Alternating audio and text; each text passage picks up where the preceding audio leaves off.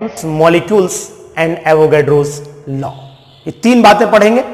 तो हम लोग तीन टॉपिक डिस्कशन करने जा रहे हैं आपके साथ, atoms,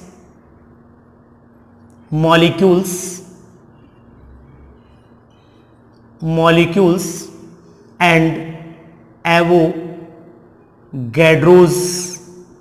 law.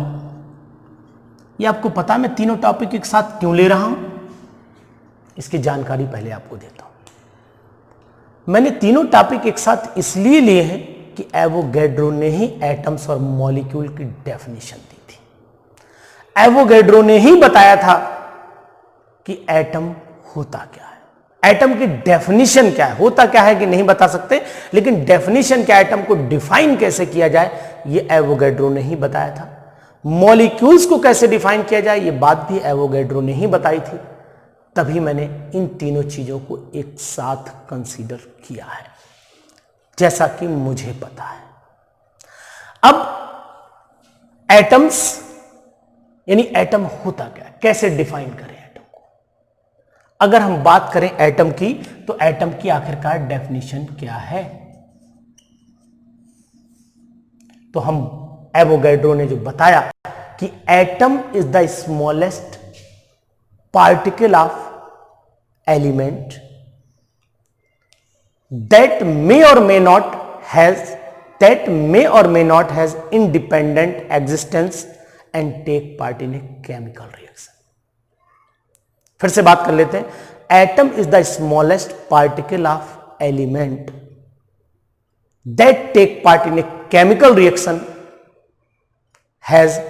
may or may not has independent existence. यानी कि एटम एलिमेंट का वो छोटे से छोटा पार्ट है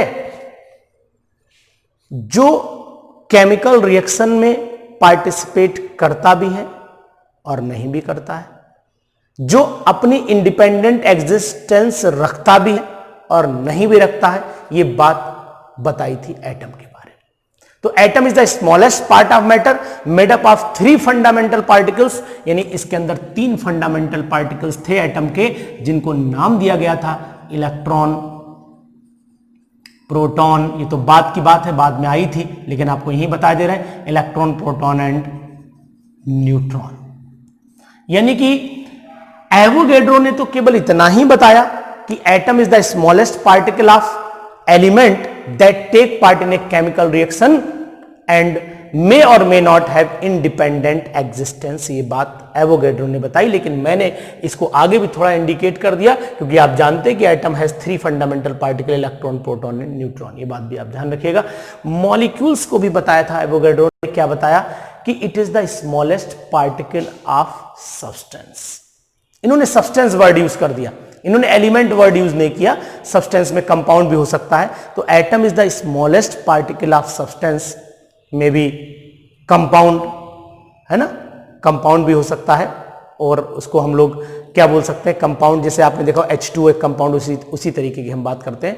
तो molecule is the smallest particle of matter that is substance which may और may not has, which has independent existence. यहां मे का वर्ड नहीं यूज करिए, विच हैज इंडिपेंडेंट एग्जिस्टेंस। ये बात एवोगैड्रो ने बताई थी। मैं आपको बिल्कुल नेचुरल वे में टीचिंग दे रहा हूं, यहां पर कोई ऐसा नहीं कि मैं केवल आपको वीडियो के थ्रू कहूं कि नहीं साहब बिल्कुल उतनी लाइनें बोलनी गनी तुली है ना, तुली हुई, ऐसा कुछ नहीं। मैं आपको बिल्कुल नेचुरल वीडियोस दे रहा हूं, इसीलिए क्योंकि आप मेरी बात को आसानी से समझें। हर बच्चा ट्यूशन पढ़ने में सक्षम नहीं होता है, लॉकडाउन में स्थितियां बहुत गड़बड़ हुई हैं, तो उस वजह से मैं सोच रहा हूं कि बच्चों का भला कहीं ना कहीं घर से हो सके, इसलिए आपको ऐसी वीडियो दे रहा हूं जिससे कि आप अगर सामने से देखेंगे तो आपको लगेगा कि मैं आपको बिल्कुल नेचुरल तरीके से पढ़ा रहा हूं। कोई भी ऐसे तरीके नहीं यूज कर रहा हूं जिससे कि आपको लगे नहीं साहब बहुत बनाई हुई वीडियो है, ऐसा कुछ नहीं है। तो एटम्स और मॉलिक्यूल्स की डेफिनेशन के बाद एवोगैड्रो ने एक लॉ दिया। एवोगैड्रो ने क्या कहा, equal volume of all the gases, equal volume यानी वॉल्यूम कैसा रहना चाहिए, फिक्स रहना चाहिए। Equal volume of all the gases contains equal number of molecules under similar conditions of temperature and pressure। ऐसे बोल सकते हैं, या ऐसे बोल सकते हैं according to the Avogadro's law under similar conditions of temperature and pressure equal volume of all the gases contains equal number of atoms और मॉलिक्यूल्स, ऐसे भी बोला जा सकता है, कोई दिक्कत वाली बात नहीं। तो अब हम बात एवोगैड्रो लॉ पे थोड़ा डिस्कशन कर लेते हैं। यानी अगर हमारे पास मान लेते हैं HCl है, इसका वॉल्यूम 22.4 लीटर है, तो इसके अंदर जो मॉलिक्यूल्स का नंबर होगा, एक मोल बताया था एवोगैड्रो ने, मैंने मोल की वीडियो अलग से आपको दी है, उसमें देखिएगा। यानी HCl का 22.4 लीटर एक मोल के बराबर होगा। अब चाहे N2 हो 22.4 लीटर, अब चाहे O2 हो 22.4 लीटर, ये सभी एक मोल के बराबर ही जाएंगे, और एक मोल में सभी का नंबर 6.022 इंटू 10⁻23 ही होगा। चाहे वो एटम्स हो, चाहे मॉलिक्यूल्स हो, वो कुछ भी हो, अगर equal volume of all the gases under similar conditions of temperature and pressure containing equal number of atoms और मॉलिक्यूल्स, ये बात एवोगैड्रो ने बताई थी। हिंदी में अगर बात करें तो समान ताप और दाब पर किसी गैस का निश्चित वॉल्यूम निश्चित नंबर ऑफ एटम्स और मॉलिक्यूल्स रखता है। तो ये बात एवोगैड्रो ने बताई, जिसको आप ऐसे भी देख सकते हैं। तो एक मोल में का वॉल्यूम हमेशा फिक्स रहेगा। अब चाहे N2 ले लीजिए 22.4 लीटर, चाहे O2 ले लीजिए 22.4 लीटर, चाहे अमोनिया ले लीजिए 22.4 लीटर, कोई भी अच्छा गैस ले लो 22.4 लीटर, इसमें सभी का जो मॉलिक्यूल है वो फिक्स है। अमोनिया के इतने ही मॉलिक्यूल होंगे, HCl के इतने ही मॉलिक्यूल होंगे, N2 के इतने ही मॉलिक्यूल होंगे, O2 के भी इतने ही मॉलिक्यूल होंगे। ये बात हमने आपको बता दी यहां पर एवोगैड्रो लॉ के थ्रू। अब यहीं पर क्वेश्चन एक अराइज हो जाता है मन में। वैसे मोल की, अगर आपको मोल के बारे में समझना है कि मोल क्या है, तो मेरी इसी चैनल पर जाकर के वीडियो सर्च करिएगा। मोल को मैंने समझाया हुआ है एवोगैड्रो लॉ के साथ में। यहां मैं एटम्स और मॉलिक्यूल्स की बात कर रहा हूं। अब एटम्स और मॉलिक्यूल में, मॉलिक्यूल दो टाइप के होते हैं। एक तो होते हैं मॉलिक्यूल, दो टाइप के हैं, दो कैटेगरी है मॉलिक्यूल की। एक मॉलिक्यूल्स होते हैं होमोजीनियस, और एक कैसे होते हैं, हेट्रोजीनियस मॉलिक्यूल होते हैं। तो हम यहां बात कर लेते हैं होमोजीनियस मॉलिक्यूल्स, और दूसरे होते हैं heterogeneous molecules.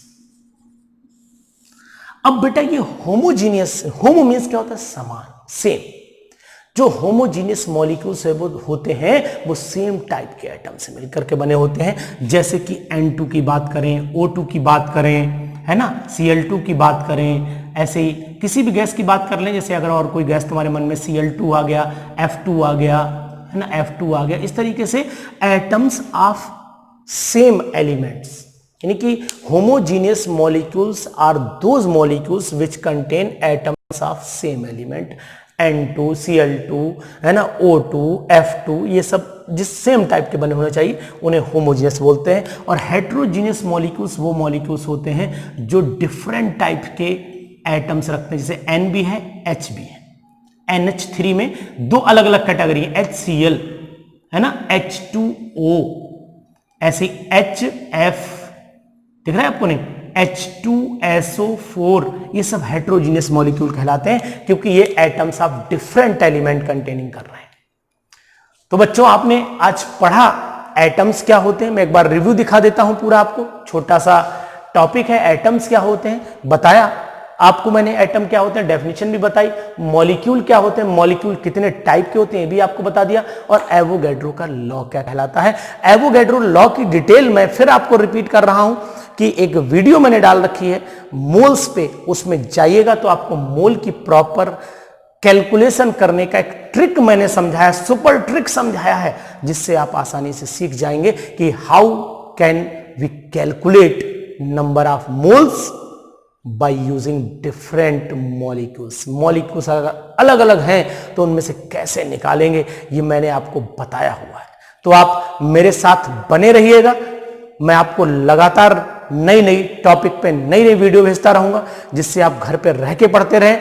No coaching at all, study at your home. घर पे पढ़िए, बाहर दौड़ा भागी ना करिए, मैं आपके साथ हूं। Thank you.